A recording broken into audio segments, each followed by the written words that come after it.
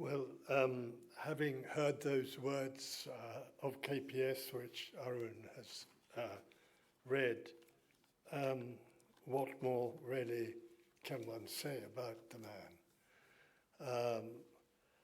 I would simply like to say a little bit about how he struck me, why I admired him so much, why I befriended him, and he, more importantly, befriended me, and why I think it's not too strong to say that he was a very lovable man.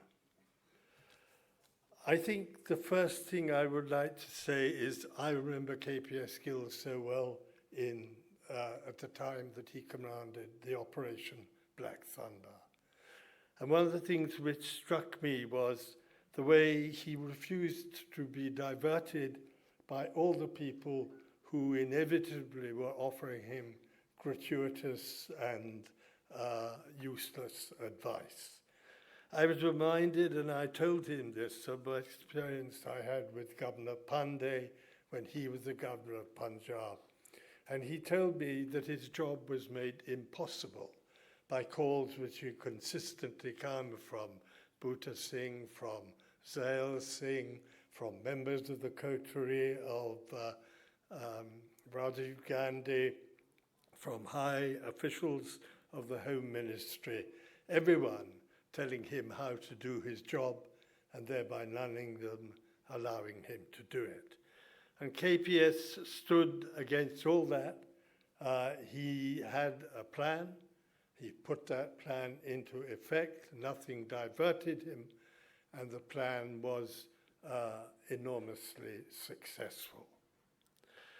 Another thing which struck me about KPS always was the way he realized the folly of what all too often does happen in India, of thinking that the answer to a security problem is simply to deploy more manpower. He knew that the answer to a security problem lay in the effective use of manpower rather than in simply adding more manpower. And he knew, of course, that the key, as he often said this, the key to dealing with the problem of the security problems India faced in Punjab was intelligence, understanding the terrorists, as Arun had said, understanding their minds, realizing why they were doing what they were doing, and also, of course, using the intelligence that the police force themselves had intelligently. All too often, I think, when we have security problems, it's considered that the police themselves do not know what is happening, that they are not useful for gathering intelligence. But of course, the police do usually know what's happening, and in intelligently used, their intelligence makes a tremendous difference.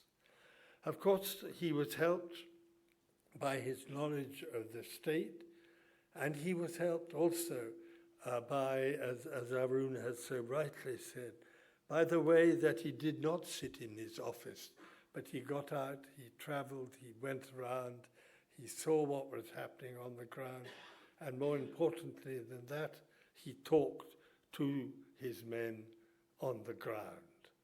And that, I think, was a tremendous achievement as well.